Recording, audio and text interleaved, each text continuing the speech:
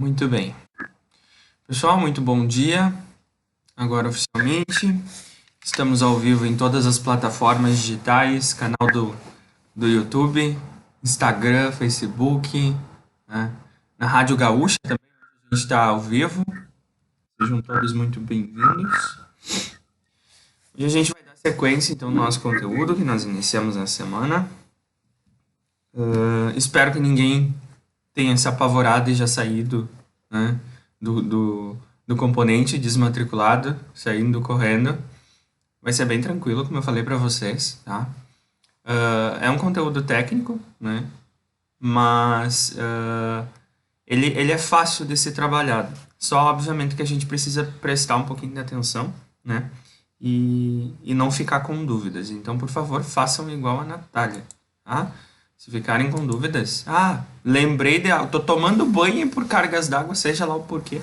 Eu lembrei que eu fiquei com dúvida da constituição da empresa, lá da parte do primeiro passo. O que a gente faz para abrir uma empresa?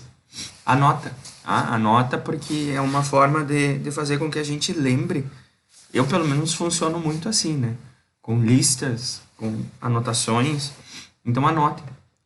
Não, esqueceu de anotar? Manda até no WhatsApp ali. Eu tenho um grupo comigo mesmo. Vocês têm essa técnica também? Eu criei um grupo comigo mesmo e quando eu preciso lembrar alguma coisa, eu escrevo ali no grupo. Ele fica salvo. Eu também faço isso. É a melhor coisa que tem. Eu deixo ele fixado, sabe, como a primeira conversa, então ele sempre vai ficar na porta. Bom, gente, nós vimos então, né, qual que é o conceito da empresa, como que nós podemos definir, né? Se a gente for buscar lá no dicionário, o dicionário traz, né, essa definição da empresa para nós, que é uma organização que realiza atividades econômicas com finalidades comerciais, por meio da produção e venda de seus bens ou serviços. E aí, a gente viu alguns exemplos bem corriqueiros, né? Exemplos nossos aqui, né? Renner, Beltrame, Peruso, Causo, Expresso Medianeira. E aí a gente falou também que a empresa ela trabalha tanto com produto quanto com serviço e também depende muito do objetivo, né? Porque existem empresas com objetivos de cunho econômico e tem empresas com objetivos de cunho social. E aí a gente entra nas ONGs, né, que são organizações não governamentais. A gente tem também as empresas públicas, que foi o que a gente falou na aula passada também. E aí hoje a gente vai fazer um apanhado geral, tentar diferenciar e deixar mais claro, né? Mas se a gente for pegar o pé da letra, o principal objetivo das empresas é a manutenção financeira, né? A sustentabilidade. Como que elas vão fazer para se manter no mercado? E aí, a gente tem que tomar aquele cuidado também, que eu falei na aula passada, de saber qual é a empresa que tu está analisando. Se tu está analisando uma empresa pública, ela vai ter X objetivos, né? Seja a manutenção de algumas questões da sociedade, e aí a gente pode ter o exemplo do Estado do Rio Grande do Sul, que é um exemplo de empresa pública, né? Que existe para poder gerir, né, o Estado do Rio Grande do Sul, e essa empresa ela tem algumas obrigações e deveres, assim como as empresas privadas, né? Mas o objetivo da empresa pública muda comparado ao objetivo da empresa privada, né? Isso tem que ficar bem claro. Obviamente que o objetivo de uma empresa privada, o primeiro lugar, o primeiro objetivo dela, né, é a geração de lucro, porque ela quer, né, vender produtos ou serviços. Já uma empresa pública, nem sempre, nem necessariamente sempre, esse primeiro objetivo vai ser a manutenção através do lucro, né? Porque, como eu falei para vocês, empresas públicas têm alguns cunhos que são diferentes. O pessoal está ouvindo ou caiu a internet? Ah, tá. Beleza. Empresas públicas, então, vão ter algum cunho social para início de conversa, né? Então, sempre quando a gente vai analisar, é uma empresa que tem algum envolvimento social, né? É alguma empresa que tem algum envolvimento que compreende grande parcela da sociedade. Então, logo eu vou estar falando de uma empresa pública, né?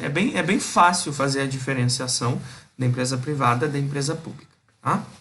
Mas a gente não vai se deter tanto a essa questão, tá, gente? Porque a gente vai trabalhar aqui realmente como a gente faz desde a abertura de CNPJ de uma empresa, né? Como a gente faz para deixar ela toda legalizada, quais são os passos, quais são as obrigações, mas a gente vai trazer todas essas informações para o foco direcionado de empresas privadas, tá? Então, as empresas públicas, eu não quero que vocês se apeguem muito a elas. Eu trouxe elas só para a gente fazer essa diferença, para que fique bem claro, né?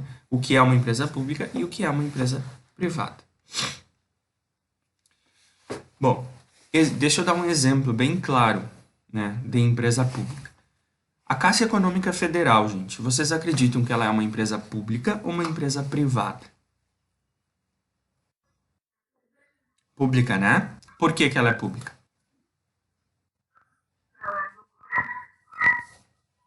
Boa. Sempre quando a gente vai analisar uma empresa, a primeira questão para saber se ela é pública ou se ela é privada, né? Primeiro a gente precisa, né, se perguntar: a propriedade dela é pública ou a propriedade dela é privada? E quando eu digo propriedade, eu estou falando desde elementos que compõem a Constituição, bens, serviços, né? Também quem faz a gestão desse negócio. A Caixa Econômica Federal é um exemplo de empresa pública, porque ela existe por algumas questões ligadas diretamente ao governo, tanto é que a gente vai ver aí, né, que a Caixa Econômica Federal ela tem alguns programas sociais ligados diretamente ao governo.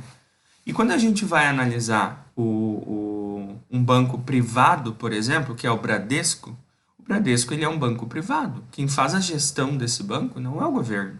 Quem faz a gestão e quem mantém essa empresa não é o governo, né? Quem faz a gestão disso tudo e a propriedade dessa instituição é uma propriedade privada. Então, logo, a gente está falando de uma empresa privada e não pública, né? Eu acho que é bem tranquilo, gente, né? Não fica dúvidas quando a gente vai tentar entender o que que é uma pública e o que que é uma privada. Vocês ficaram com dúvidas ainda? Não? Natália?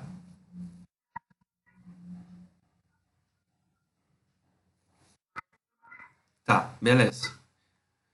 E aí a gente viu também, né, que as empresas, elas são compostas por alguns elementos, três grandes elementos, né, que é o elemento materiais, que daí a gente fala desde os insumos para matéria-prima, para produção, né, eu tenho uma padaria, logo essa padaria, ela precisa de alguns recursos materiais, né, alguns elementos materiais para fazer com que essa atividade aconteça. Desde farinha, ovo, leite, né, comprar matéria-prima para o negócio, ao balcão para expor os produtos, a máquina registradora, né, um computador, uma mesa, enfim, tudo isso. Essas questões a gente caracteriza ela como elementos materiais, tá? Que são essencialmente fundamentais para que a atividade aconteça. Da mesma forma, a tecnologia, né, ferramentas, obviamente que depende da empresa que tu está falando. Eu estou dando um exemplo de uma padaria, mas daqui a pouco, se tu é uma empresa de tecnologia, como a gente falou, né, esses elementos materiais, a grande parcela dos elementos materiais que compõem essa empresa, né, vai estar ligada ali às questões de TI, de tecnologia, né, de desenvolvimento de software, então. Depende muito da empresa que tu está analisando, tá? Os nossos segundos elementos que compõem a organização são os elementos humanos, as pessoas. Aí a gente pode colocar nesse balaio, né? Tanto os nossos colaboradores, a administração, quem faz a gestão, né? Os nossos clientes, nossos fornecedores, nossos parceiros de negócio, tudo isso. O elemento pessoas é fundamental para que a empresa consiga exercer suas atividades, bem como, né, o elemento financeiro, os recursos financeiros. E aí a gente falou que os recursos financeiros, comparado aos demais, é um dos mais importantes. Até por conta de que se a empresa não consegue se sustentabilizar no mercado, né? E quando eu digo essa sustentabilidade econômica, né, se manter, né, no mercado, provavelmente ela vai ter dificuldades, né? Começa que ela não vai nem conseguir colocar a atividade em pé, ela não vai conseguir abrir. Então, recursos financeiros é fundamental para que a atividade econômica aconteça. E aí a gente viu alguns exemplos, né? A gente falou desde bens, que pode ser carro, moto, sala comercial, casa, tudo isso, né, que é da empresa.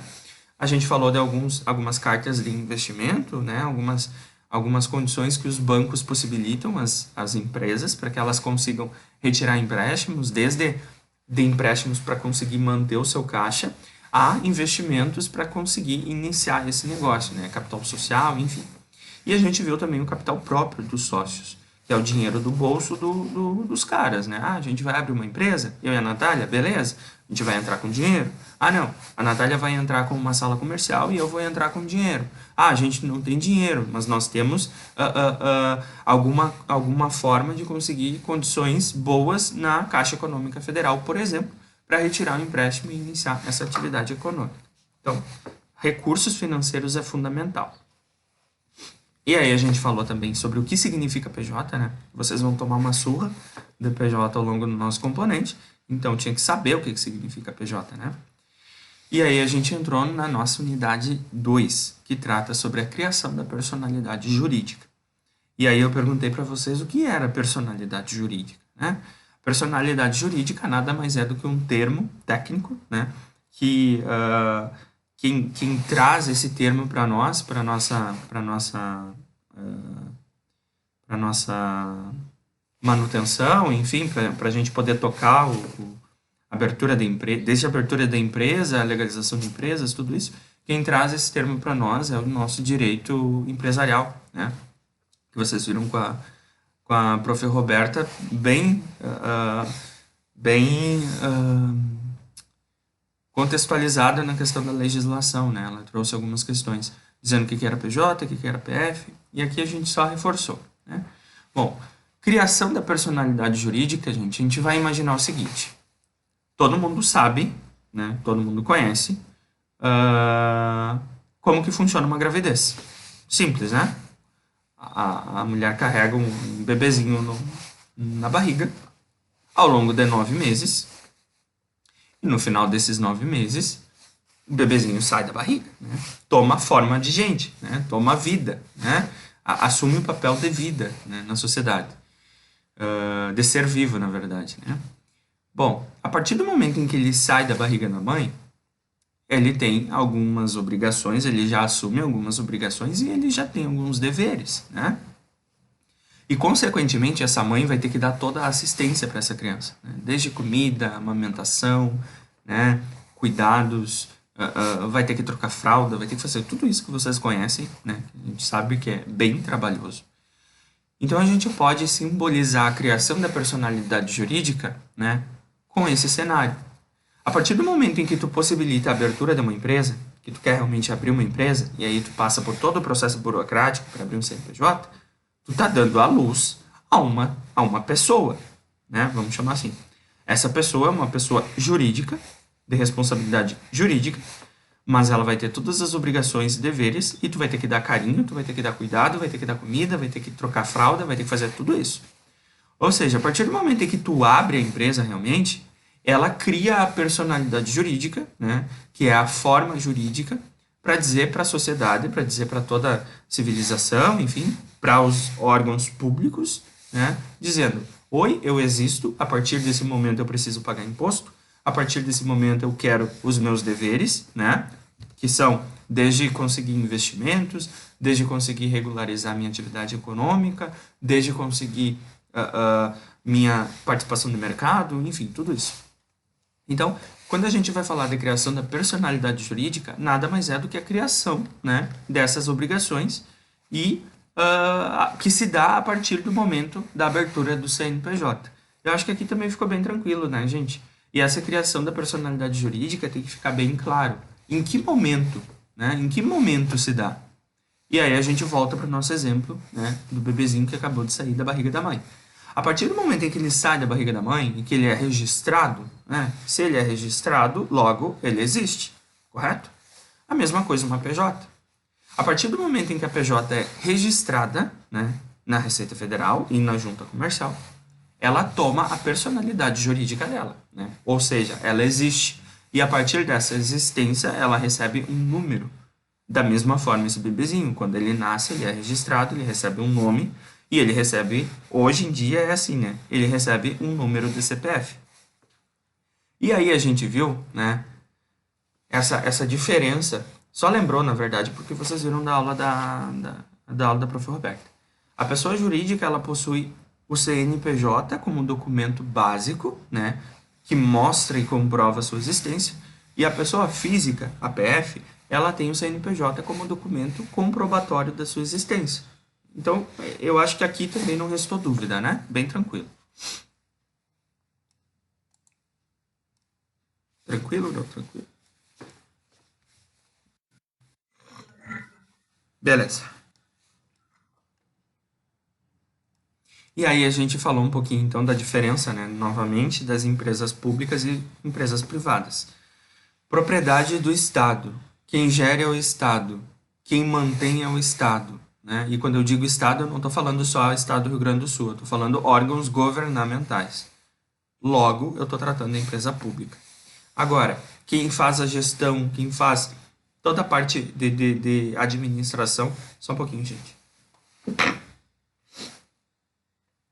Desculpem. Espero que eu não vire meme. Quem faz a administração, quem faz a gestão, né, quem mantém essa empresa realmente funcionando, são pessoas, são originalmente pessoas que iniciaram esse negócio e não têm envolvimento nenhum com o Estado, com órgãos governamentais. Então, eu estou falando de empresa que contém propriedade privada. Logo, eu estou falando de empresas privadas. Acho que aqui também ficou bem tranquilo. Aí eu passei para vocês os exercícios, né? Eu peço para vocês verificarem depois no final da aula se vocês já têm acesso ao AVA. Tá? Se caso não tenham acesso ao AVA ainda, vocês vão poder me entregar. Eu falei para vocês, né, que vocês podem entregar a atividade até sexta-feira. Tá?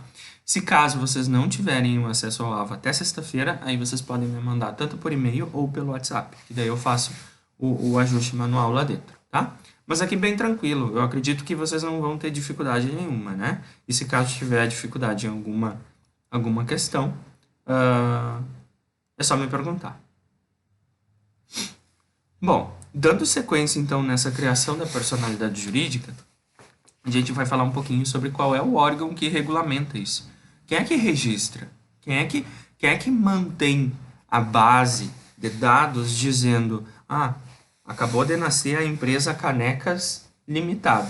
Logo, essa empresa Canecas Limitadas, ela tem obrigações e deveres, né? E quem vai regulamentar tudo isso vai ser a Receita Federal. Todo mundo sabe, né, que a Receita Federal é um órgão do governo, ligado diretamente ao Ministério da Economia, e ela é responsável não só pela manutenção desse banco de dados de empresas, mas também pela regulamentação das questões das obrigações que essas empresas vão assumir a partir da criação da personalidade jurídica. Ou seja, a empresa Canecas Limitada Abril, ela vai ter um número de CNPJ. Se ela tem um número de CNPJ, ela é uma pessoa jurídica. Ela tem personalidade jurídica. Obviamente, né, que a empresa Canecas Limitada, ela vai ter que pagar impostos, ela vai ter que pagar tributo, ela vai ter que entregar obrigações, né, e comprovar que ela está exercendo a atividade econômica, né, de acordo com a legislação, de acordo do que está sendo pedido. Então, ela vai ter que ser regulamentada. E quem faz essa regulamentação é a nossa Receita Federal. Bem como, tá, nós, quando fizemos o nosso CPF, nós também somos regulamentados dentro da Receita Federal. Né? O nosso númerozinho do CPF, ele está dentro da base de dados da Receita Federal. Porque a partir do momento em que a gente nasce, nós também temos que falar para a Receita Federal. E aí, Receita Federal, beleza? Tudo bom? Cara, eu acabei de nascer, eu preciso do número do CPF, né? Porque é através do número do CPF que eu vou ter a minha responsabilidade civil. É através do número do CPF que eu vou ter a minha personalidade física, né? E aí eu vou conseguir abrir conta em banco, eu vou conseguir desenvolver a atividade econômica, né? E aí eu posso ser um autônomo, enfim, a gente vai falar sobre isso lá na frente. Mas alguém tem que regulamentar esse trem. E quem faz essa regulamentação também é a Receita Federal. Por isso que nós precisamos ter o número do CPF, né? Receita Federal, então, é um órgão subordinado ao Ministério da Fazenda que fiscaliza, controla e administra todo tipo de movimentação financeira do país. A Receita Federal, entre outras coisas, também é responsável por garantir que todos os tributos sejam pagos. Ela exerce uma função imprescindível para a boa atuação do Estado. E lembrem, quando eu falo Estado, eu estou falando governo, tá? Não é Estado do Rio Grande do Sul.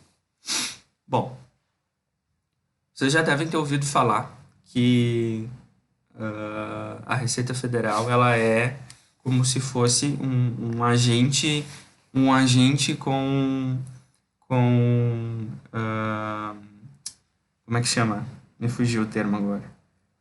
Mas ela tem papel de polícia. Vocês já ouviram falar isso? Vocês só trabalharam isso com a prof. Roberta ou não? Não? Não, a gente não vai entrar nessa questão, tá? Mas só a nível de conhecimento para a gente poder entender o papel da Receita Federal, que não é apenas regulamentar, né? A Receita Federal ela assume o papel de polícia no seguinte sentido: ela vai fiscalizar as empresas, né? Ao nível de, cara, a partir do momento que tu tem o CNPJ, tu tem que pagar imposto, né? Tu sabe que tu tem que pagar imposto. Parte-se do princípio que lá, quando tu propôs abrir a tua empresa, tu sabia que tu ia ter toda essa carga tributária. Logo, ela cobra algumas obrigações, e lá vai ser a última parte do nosso componente, a gente vai falar sobre essas obrigações, né? Ela cobra algumas obrigações, e se caso a pessoa jurídica não entrega essas obrigações, né, a Receita Federal vai chegar e vai dizer o seguinte para ela: cara, tu sabia que era tua obrigação, por que que tu não pagou o tributo? Né? Por que que tu não fez a entrega da declaração? Logo, tu vai ficar impossibilitada, né, de conseguir crédito, de conseguir investimento, né? É como se fosse um Serasa, tá? Vamos trazer para a nossa realidade. É o Serasa das empresas, né? Não pagou tributo, tu vai ficar registrado, né, nesse Serasa, e é dentro da Receita Federal, que faz essa análise, né? E aí tu fica com situação cadastral pendente. E quando tu fica com situação cadastral pendente, né, tem um documento que a gente também vai ver também, que é a certidão negativa de débitos. E se caso tu tenha pendências com a Receita Federal por falta de entrega da declaração, falta de pagamento de impostos, a Receita Federal ela não disponibiliza para ti esse documento. E através desse documento, tu pode perder de fazer negócio, né? Porque daí tu não pode participar de licitação, por exemplo. Então é um documento bem importante, né? E por isso que é preciso sim manter todas as entregas de obrigações em dia, né? E realizar todas as entregas e não querer fazer atividade econômica, né? Exercer atividade econômica e ficar escondido da Receita Federal, porque senão uma hora ou outra ela vai te encontrar e ela vai ou caçar a tua personalidade jurídica, né?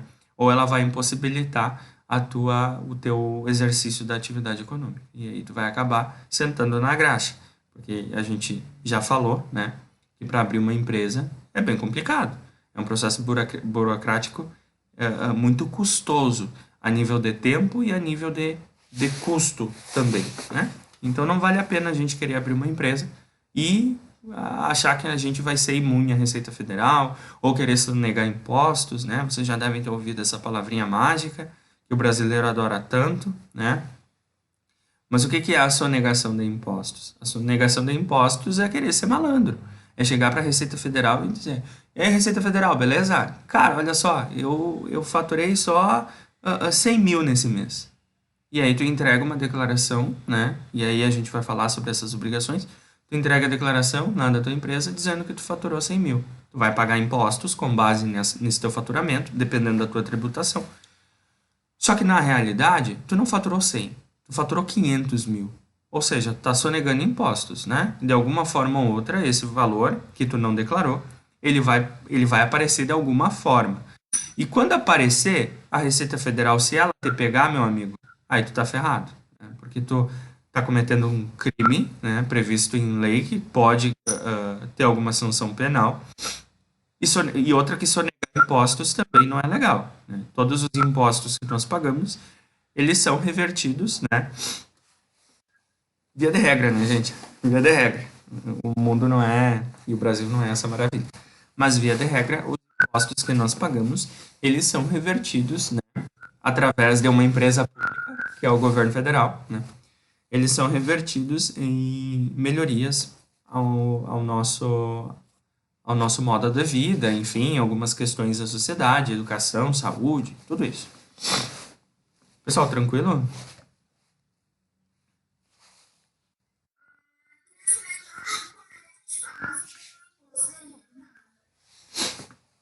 Isso a gente vai trabalhar lá na última unidade do componente.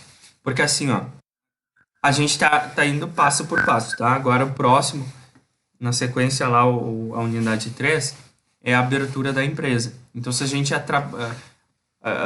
trouxer esse tema agora, vai fazer um redemoinho, a gente vai acabar se abraçando e chorando em posição fetal. Então, a gente tem que ir um pouquinho de cada. Mas a gente vai falar como que faz essa... Não necessariamente como tu senta e faz a declaração, tá? Como eu expliquei para vocês.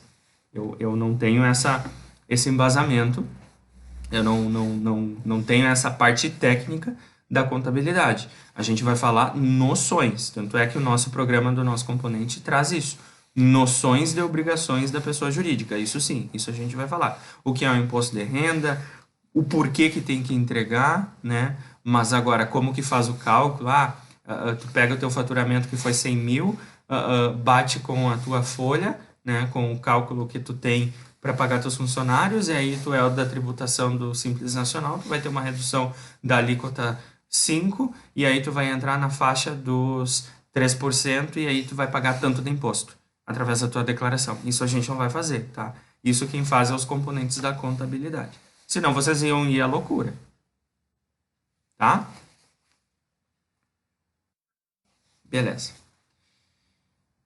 Bueno, vocês já viram esse cara aqui em algum lugar?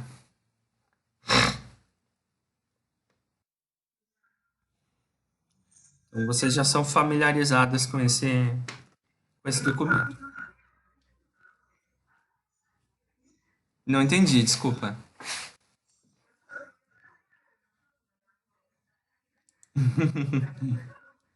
Bom, gente, esse aqui é o CPF das empresas, tá? É o CPF das empresas. Esse documento aqui é o documento de Cadastro Nacional de Pessoa Jurídica, é o CNPJ. Né? Todas e quaisquer empresas, independente do seu tipo, independente do seu porte, independente do seu objetivo, né? Todas terão o Cadastro Nacional de Pessoa Jurídica, que é o CNPJ, e o documento comprobatório da inscrição e da criação dessa personalidade jurídica. Tá? E aí a gente vai falar um pouquinho, é bem técnico agora, tá? A gente vai falar um pouquinho sobre alguns elementos que compõem e compreendem esse CNPJ, né? E aqui eu estou trazendo o CNPJ da supervisão. Antes de mais nada, tá? O CNPJ, o Cadastro Nacional de Pessoa Jurídica, é um documento público, tá? Ele é um documento público que todos nós podemos ter acesso desde que nós tenhamos o número da inscrição. Então, o site da Receita Federal, e eu vou mostrar para vocês, ele permite que toda e qualquer empresa pesquise, né, o cadastro nacional de pessoas jurídicas a qualquer momento. Eu quero ver como que é o CNPJ da empresa que vende, sei lá, cuia lá no Paraguai. Pô, no Paraguai não, o Paraguai é fora do território nacional, tá? Lá na Bahia. Se tu tem o número da inscrição, tu pode consultar. Eu quero saber qual que é como que é o CNPJ de uma empresa lá de Porto Alegre. Se tu tem o CNPJ, tu consegue consultar, tá? Desculpa? Tem algumas outras formas, né? Tu consegue pesquisar através do nome empresarial, da razão social, mas é mais difícil, tá? Então, eu vou mostrar para vocês como que a gente pesquisa. E dentro... Tá cortando, Ingrid. Eu só peguei um nome parecido.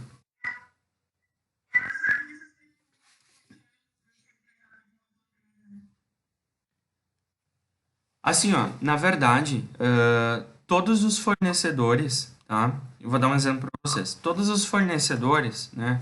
Aqui eu estou trazendo o exemplo da supervisão. Bom, eu sou uma empresa que ofereço material de escritório, tá? Do escritório.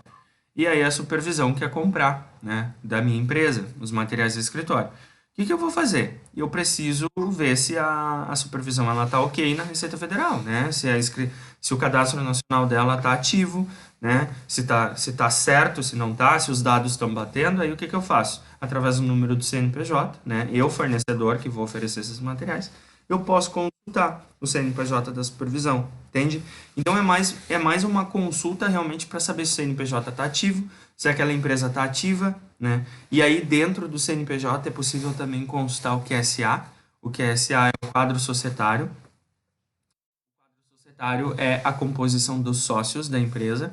Então, por exemplo, eu quero saber quem são os sócios da supervisão. Consulta o site da Receita Federal pelo número do CNPJ, né? E aí tu vai entrar lá no QSA e tu vai ter o nome de todos os sócios. Vocês viram que ontem vazou documentos, né? Uma conta no Twitter, o Anonymous. Vocês devem ter ouvido falar no noticiário, né? Eles vazaram alguns documentos, né? E eu, como bom curioso que sou, obviamente, estava acompanhando, né? É um exemplo, tá, gente? Não, é só um exemplo. Mas eu acabei vendo ali alguns CNPJs, né, do pessoal, e isso é uma consulta pública, tá? Não é crime nenhum, a gente pode consultar, desde que tenhamos o número do CNPJ, e isso a gente poderia conseguir, era só colocar o nome da empresa no Google, que tu consegue buscar, né, de alguma forma o CNPJ. E aí eu tava dando uma olhada, só para ver como que era o CNPJ e qual era a composição do quadro societário. Tá? Então, só para mostrar que essa consulta ela é pública, a gente pode fazer a qualquer momento, desde que tenhamos o número da inscrição. Ou então a gente pode procurar pelo nome, sim, tá, Ingrid? Só que aí demora um pouquinho mais, porque daí tu tem que procurar em alguns sites, e aí daqui a pouco essa empresa, se ela não tem registro nenhum, né? Se ela não tem nenhuma vinculação em alguma questão, algum processo, algum fornecedor, enfim, alguma coisa assim, fica bem complicado de tu conseguir o número da inscrição para poder consultar o CNPJ. Então, parte-se do princípio que para fazer a consulta no site da Receita Federal, tu precisa do número, tá? E aí eu vou perguntar para vocês, já que vocês tiveram que vocês conhecem, né, esse documento. Se eu perguntar para vocês, o que significa essa situação cadastral aqui? Vocês sabem? Ali no cantinho, bem embaixo, situação cadastral.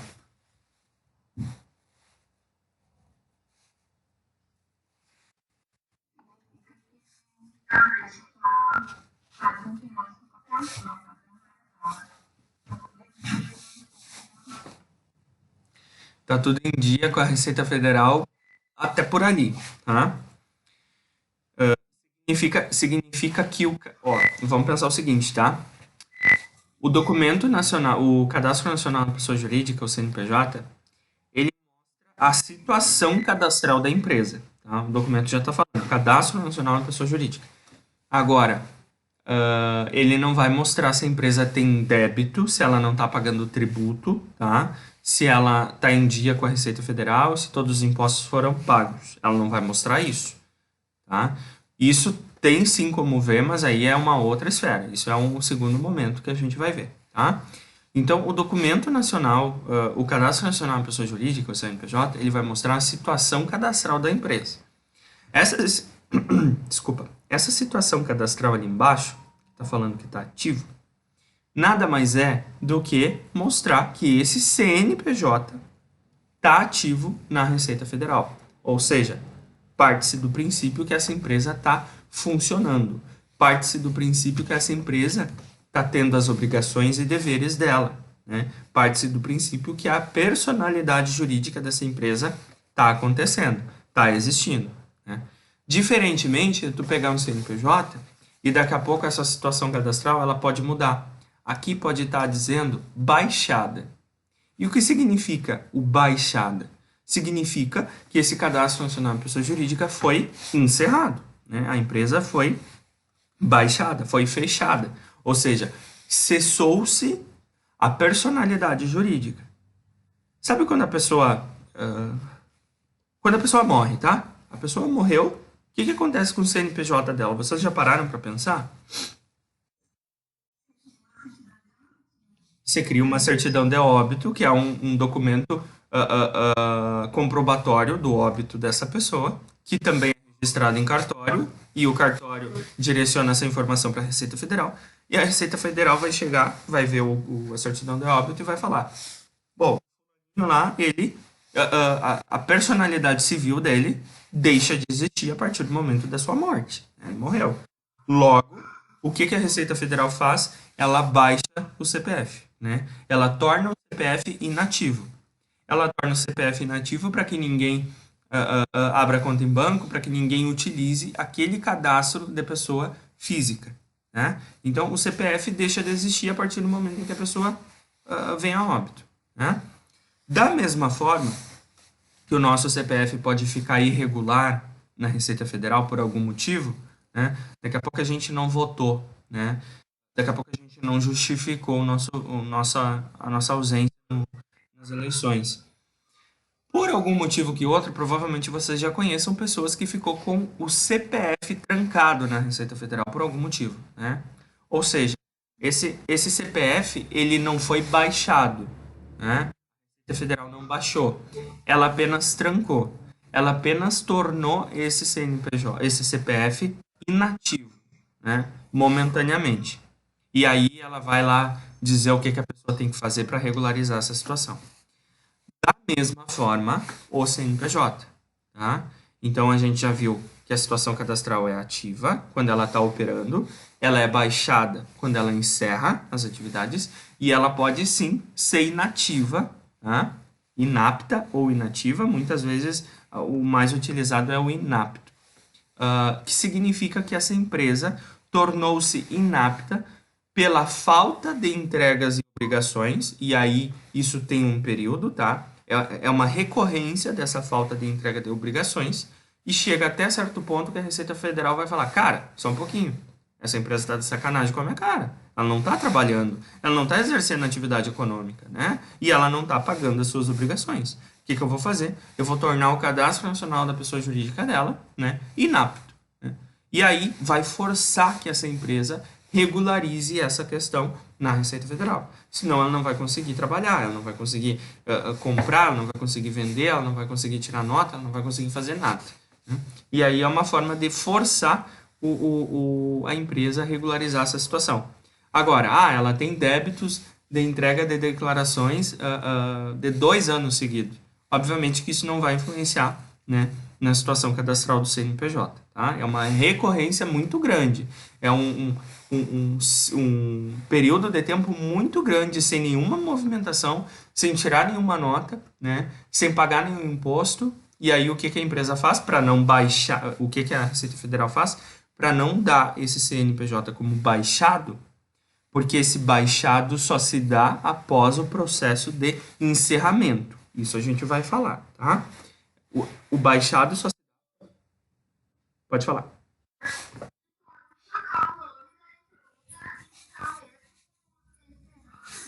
A gente vai falar sobre tudo isso. Pode fazer, gente, pode fazer o que vocês quiserem.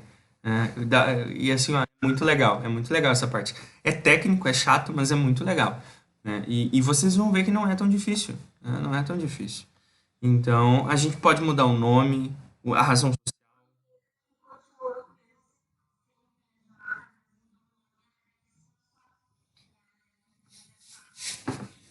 Assim, gente, ó, o CNPJ, tá? O número da inscrição do CNPJ vai acompanhar a empresa, assim como o nosso CPF, nos acompanha ao longo de toda a nossa vida, tá? O nosso número da inscrição do CPF não muda, né? A gente pode mudar, pode... Vou pegar um exemplo, tá? Vou jogar um exemplo. Eu quero fazer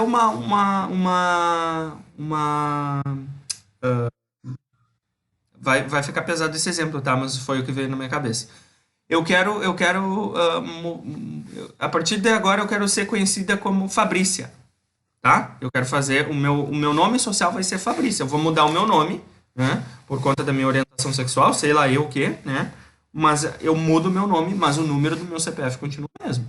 Eu só faço um ajuste na Receita Federal de dizer que Jackson passa a ser Fabrício. Da mesma forma, exemplo bem ruim esse, né? Da mesma forma que o CNPJ, o número da inscrição do CNPJ, vai acompanhar a empresa até o final. Ela pode mudar o nome da razão social, ela pode mudar o nome fantasia, ela pode alterar a atividade, ela pode alterar o endereço, ela pode fazer o que ela quiser. Mas o número da inscrição vai permanecer com ela até o momento do encerramento. Esse número é único. Esse número é exclusivo dela, tá?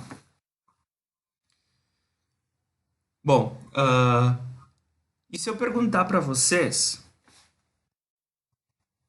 o que significa atividade econômica principal?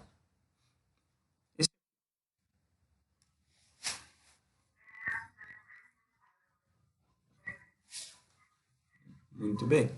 E atividade econômica secundária?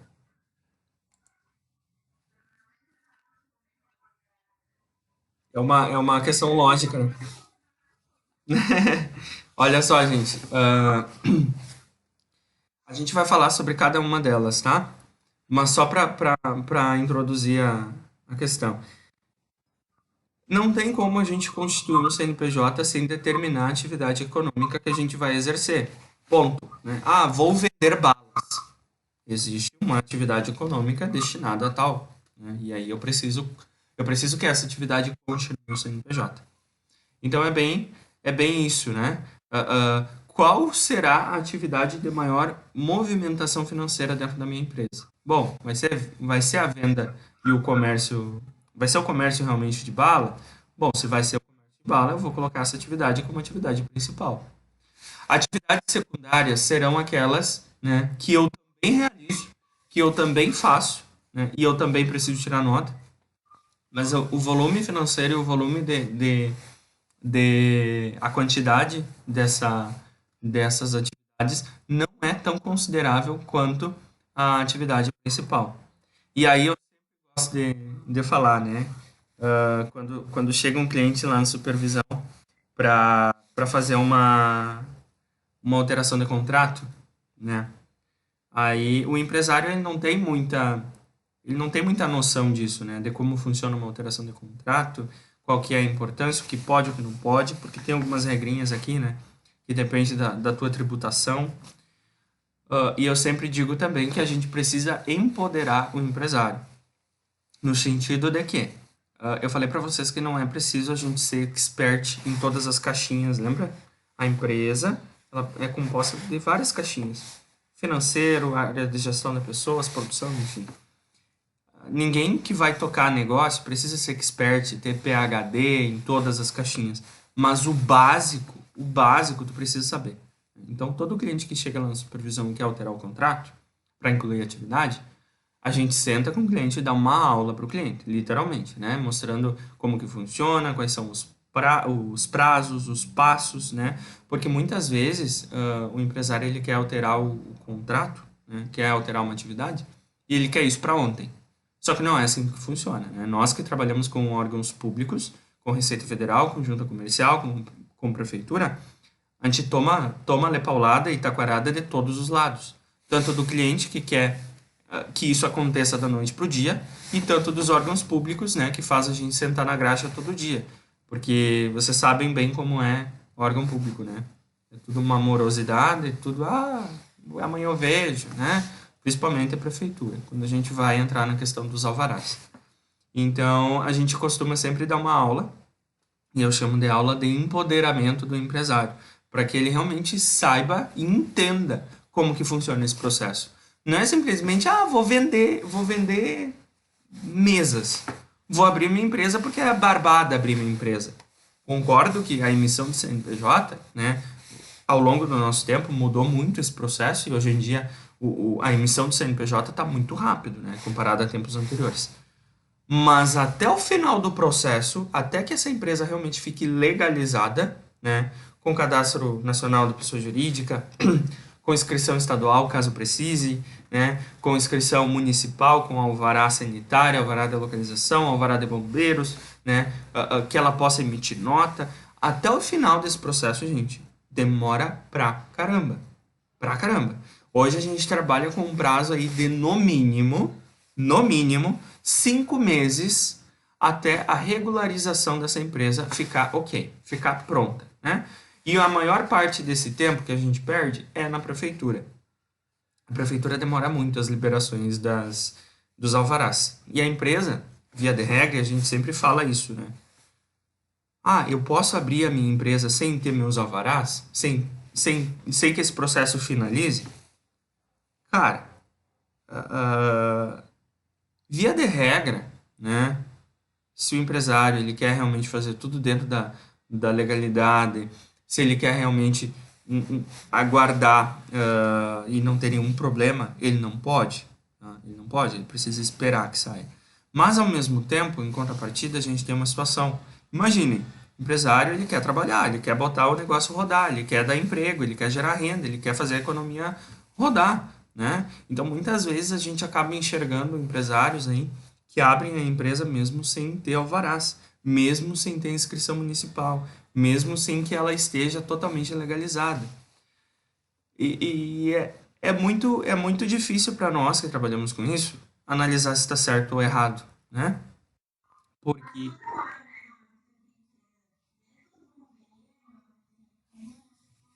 é bem complicado, sabe?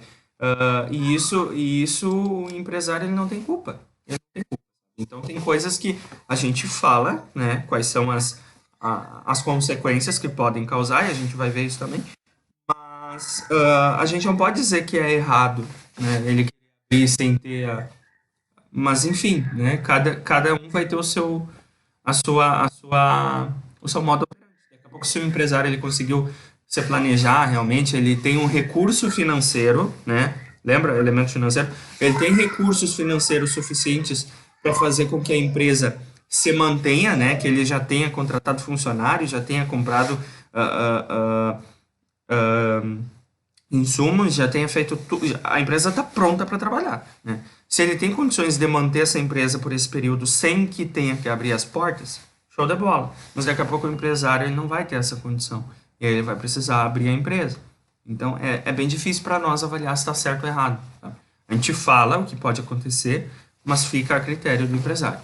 Mas só para resumir então, essa aula de empoderamento ela é importante porque a partir do momento em que o empresário entende como que funciona uma alteração de contrato, o que, que ele pode fazer aqui no CNPJ dele, no contrato social da empresa, né, ele não vai falar amém para tudo. Né? Hoje ele está trabalhando conosco. Tá? Hoje a contabilidade dele é a supervisão.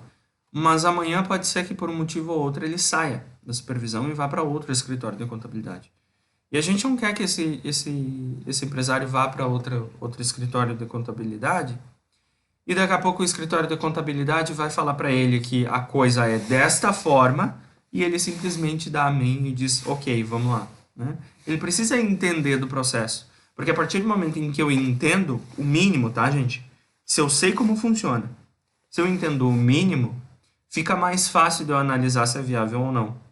E aí, consequentemente, as pessoas não vão passar a perna em mim. Via de regra é isso. Né? Então, eu acho sim que é importante, não só para empresários, mas também para vocês. Né? Para nós, para a gente trabalhar esse componente aqui é muito importante. Pelo menos para vocês terem noção de como as coisas acontecem. Porque daqui a pouco tem alguém aí que vai querer realmente abrir uma empresa.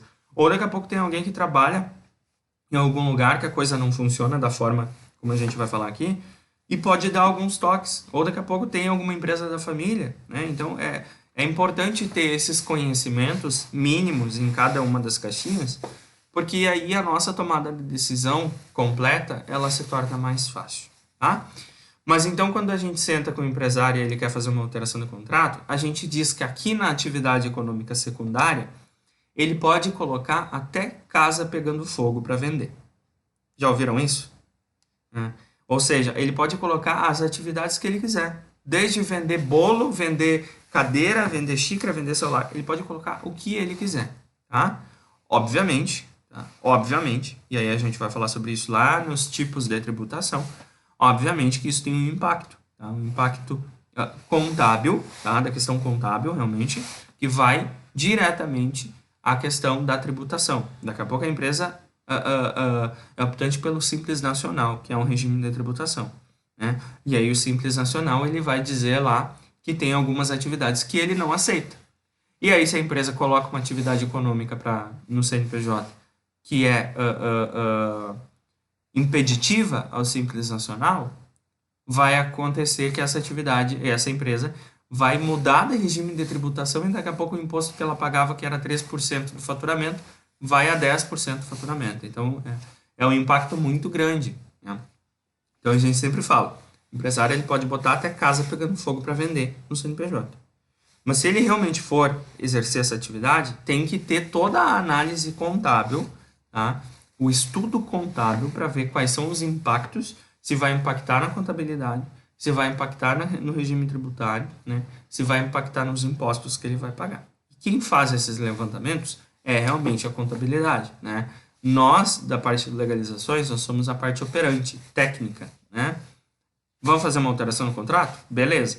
Obviamente que eu sei, né, que tem algumas coisas que impactam indiretamente, mas eu não entro no mérito do cálculo de imposto, por exemplo, como eu falei para vocês, tá? Mas é só algumas questões para mostrar, e a gente vai falar sobre a alteração de contrato, como que funciona, só algumas considerações para a gente ver, né, que isso aqui é muito importante, parece uma coisa tão chata, né, mas é muito importante porque é o início da empresa.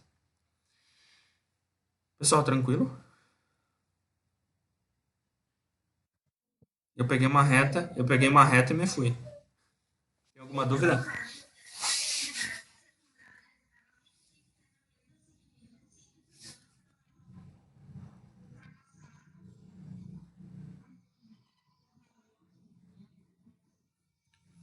Não.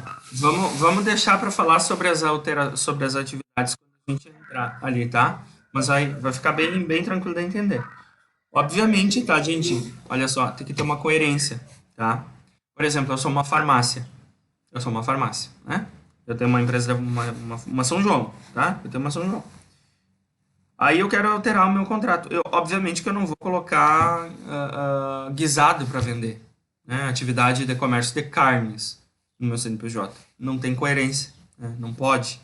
Ah, então tem que ter essa linha, né? Ah, qual é o segmento que tu trabalha? A partir deste momento, né? Aí tu analisa quais são as possibilidades. E aí sim tu realmente realiza essa alteração. Bom, aí a gente vai falar um pouquinho de cada um desses elementos do CNPJ, tá? Elementos que compõem o CNPJ. Eu vou perguntar para vocês, qual é a diferença, deixa eu tirar daqui para não dar spoiler, qual é a diferença entre matriz e filial?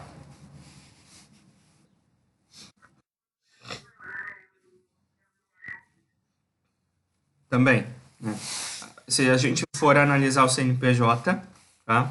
Analisando o CNPJ, existem essas diferenças. Só um pouquinho, gente. Desculpem.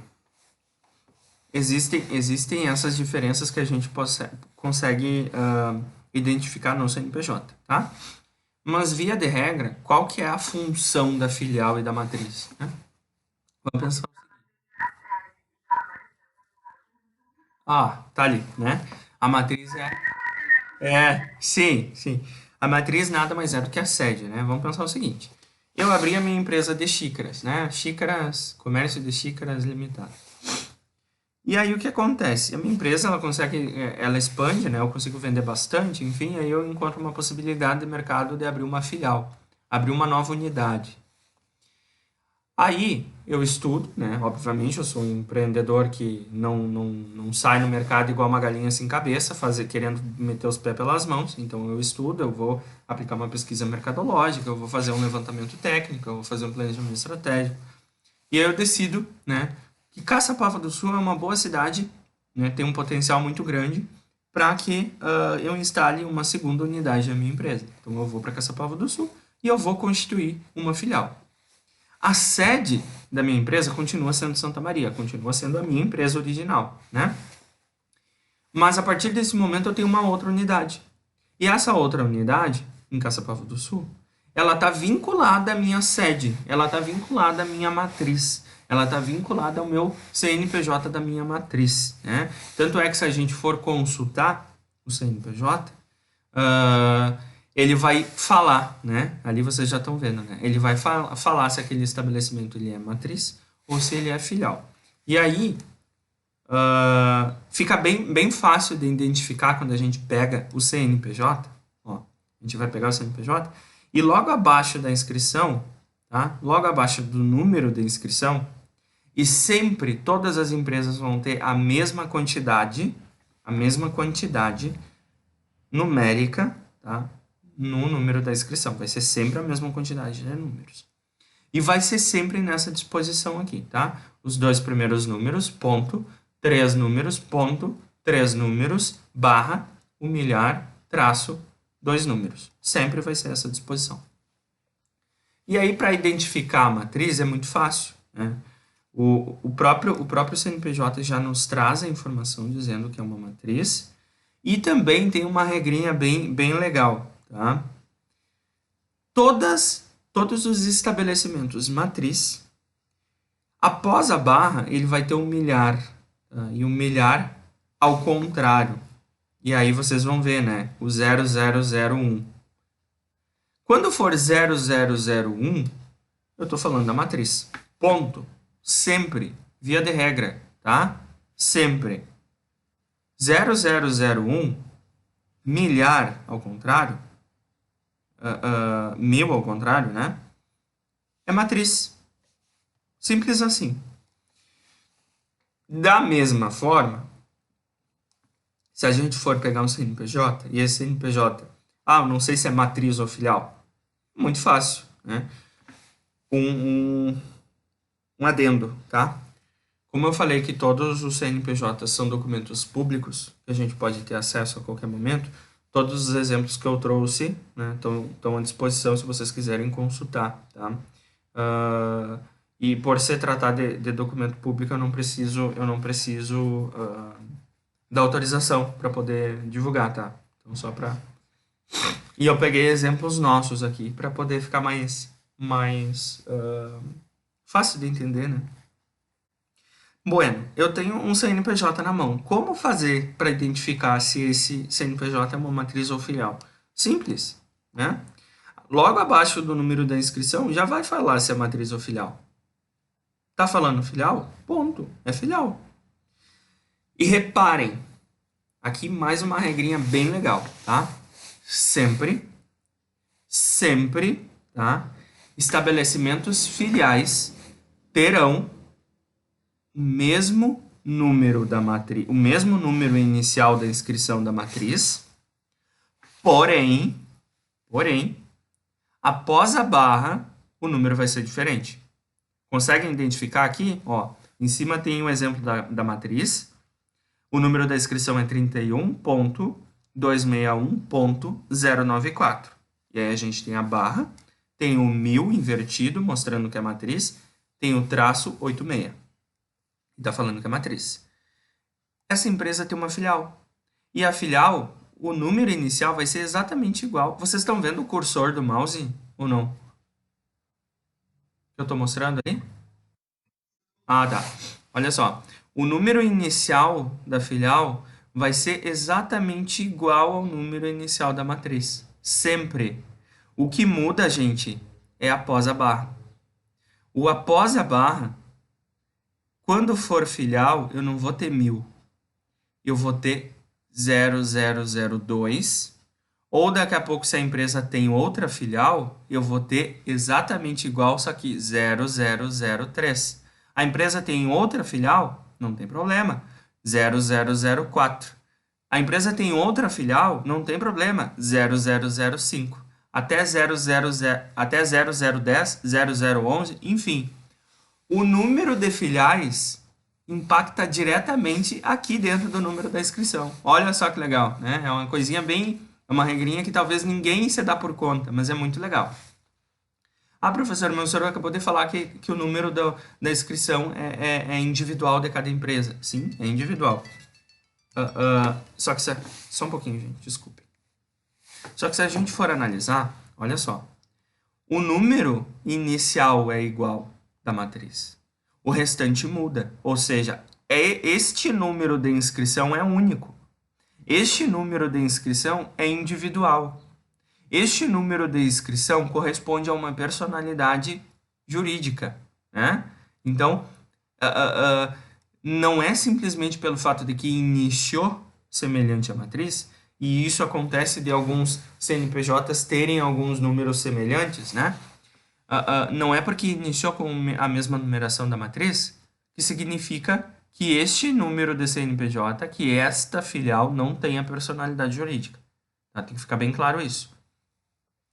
E percebam, além depois da barra, além do milhar mudar, muda também o número pós o traço.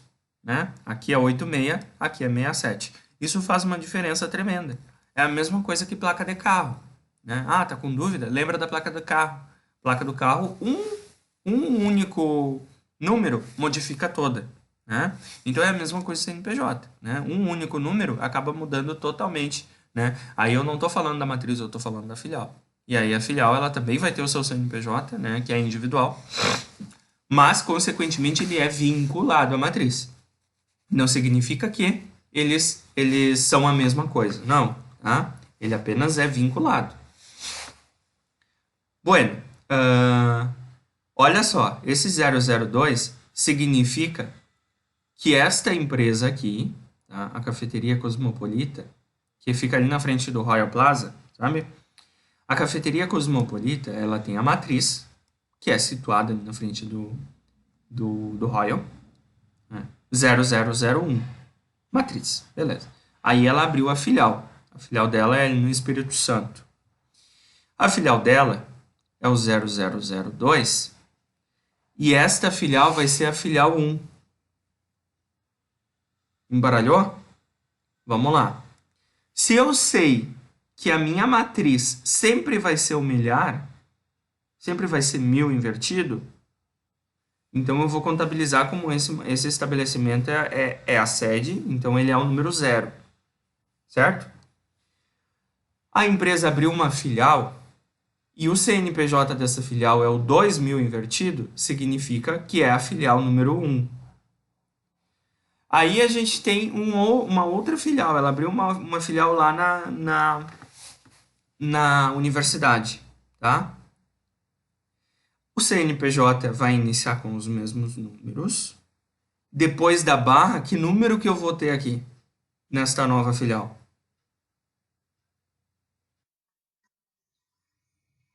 Exatamente. 0003, né? Depois do traço vai mudar, mas aí para nós não vai fazer diferença, tá? Depois do traço muda também. Então eu vou ter aqui. Desculpa. E ela vai ser a segunda filial, exatamente, né? Então ela vai ser a filial 02. Entende? Então, sempre quando a gente for pegar um CNPJ e esse CNPJ for filial, né, a gente consegue determinar qual é aquela filial. Ah, é a filial 1, a filial 2, a filial 3, a filial 4. Só analisando o número do CNPJ. Só isso, né? Porque eu sempre vou contabilizar um número para baixo. Se é filial 0003, 0003, isso. Se é 3000 invertido, é a filial número 2. Se é 0004, é a filial número 3. Se é a 0005, é a filial número 4 e assim por diante. Ah, professor, daqui a pouco a empresa, a filial do Espírito Santo não vai dar certo, né? E aí o cliente pode fechar a filial 1? Pode, não tem problema. Ele pode fechar aquela empresa, aquela filial. E pode continuar com a filial, a filial da UFSM, a 0003, né? Que corresponde à filial 2, pode, não tem problema. Mas não vai mudar absolutamente nada. Não muda nada. Ela continua com o mesmo número do CNPJ, 0003, e ela continua sendo a filial número 2. Porém, né, para a Receita Federal, essa empresa filial número 1, que era do Espírito Santo, com o CNPJ 0002, foi baixada, foi extinta. São termos que a gente vai ver também. Pessoal, tranquilo?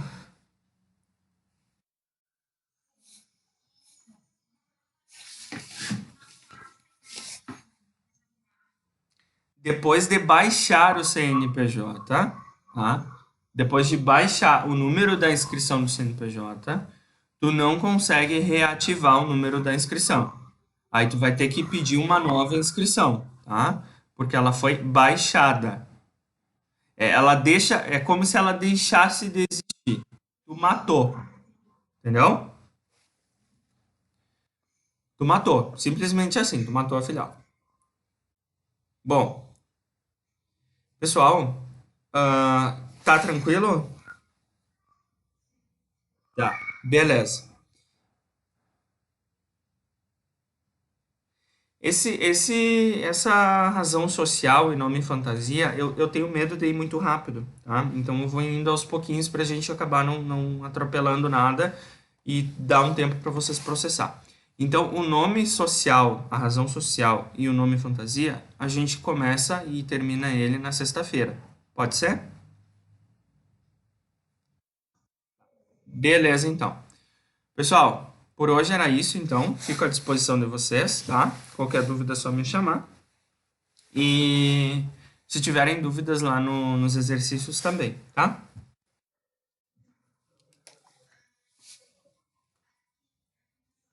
Diga, pode falar.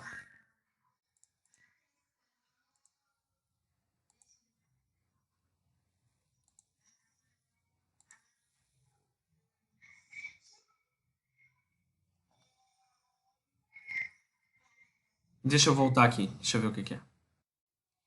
Questão 7. O que significa PJ e ficou olho? Pode ser, mas se quiser tentar falar um pouquinho mais, não tem problema, tá? E daí assim, ó, eu não sei se vocês viram, se vocês notaram, mas aqui é A, tá? Ficou O, o professor nem tinha visto, eu vou corrigir aqui no slide.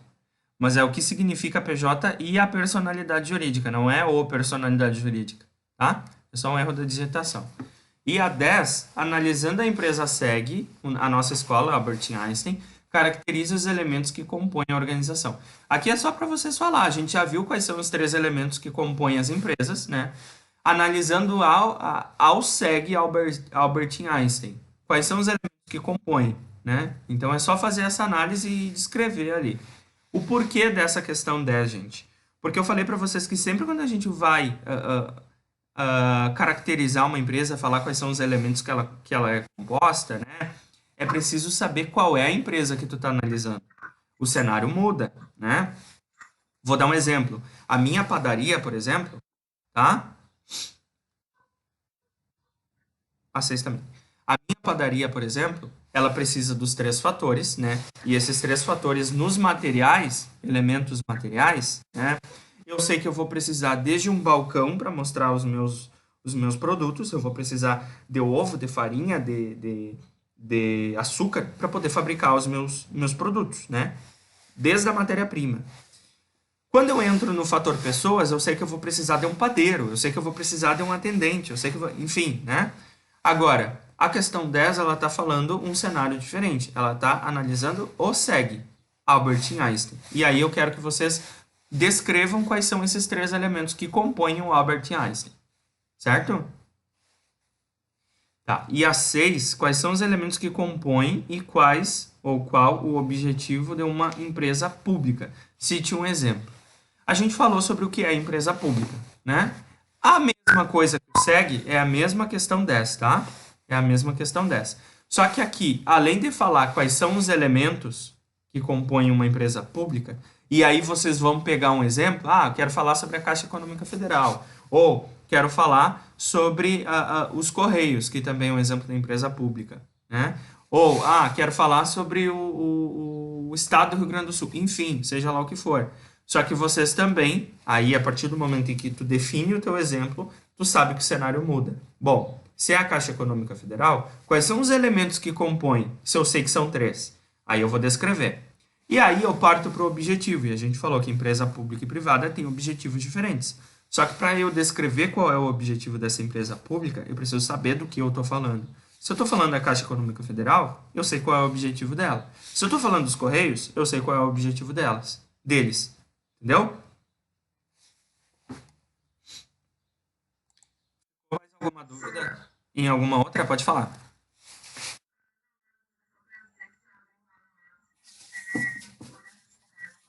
Show de bola. Vou postar lá então, tá? E aí, assim, ó, lá dentro do Ava não precisa vocês. Ah, claro, quem quiser pode, não tem problema. Ah, quero subir o arquivo, quero digitar as questões, mas não necessariamente que precisa, tá? Lá dentro da atividade vocês podem só colocar os números das questões e responder lá mesmo, tá? Beleza, então. Mais alguma dúvida, gente?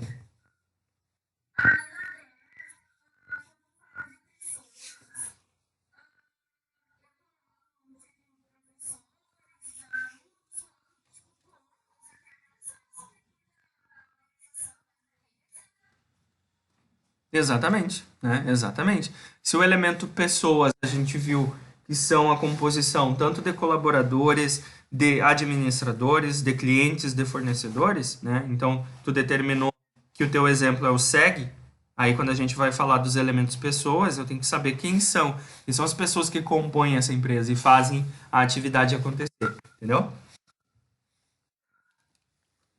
Mais alguma coisa, gente? Outra coisa, tá? Esse questionário eu nem tive acesso ainda. Como vocês sabem, o AVA ele é um acréscimo da avaliação de vocês, tá? O preenchimento desses questionários, eles correspondem a 50% da avaliação final de vocês. Só que em períodos de EAD, eu solicitei para a Roberta, tá? E a princípio todas as deu certo, e eu vou 50%, 20%. Ai, Natália. Olha, a princípio eu sempre trabalhei com a questão dos 50%. De que tu precisa.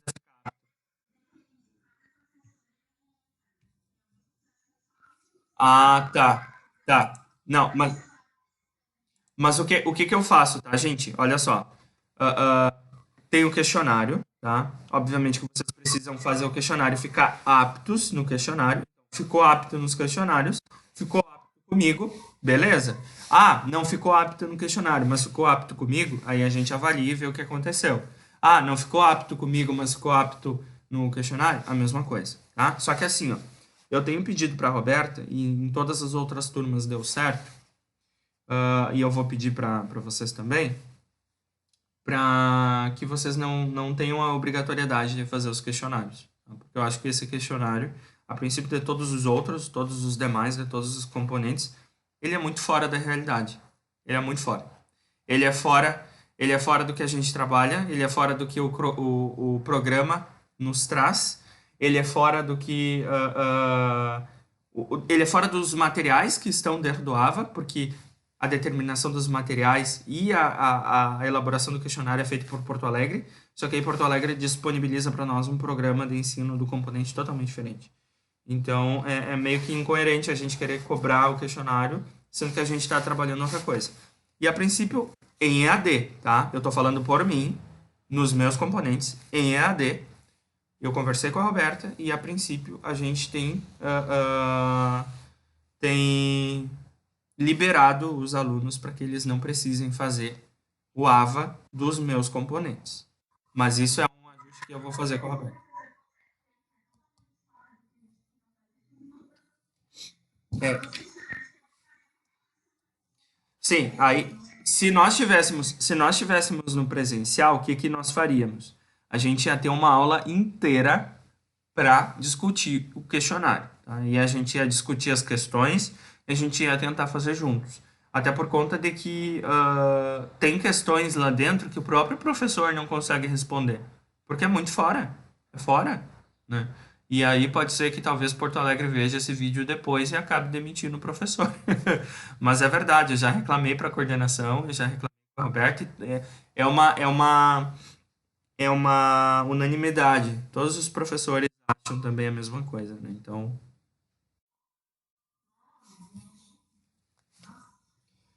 e- uhum.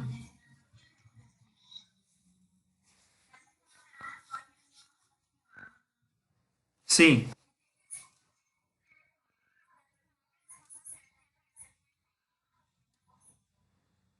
É. Tá, mas fiquem tranquilas, eu vou conversar com a Roberta, só para confirmar isso. Aí, obviamente, que vocês vão ter a prova, tá, gente? E a prova é no formato de questionário. A prova é a mesma coisa que o questionário, só que aí ela é elaborada por mim, tá? Bom, por hoje era isso, então. Sexta-feira a gente se vê novamente. E aí, qualquer dúvida eu estou à disposição. Certo? Nada. Tchau, tchau, gente. Até sexta.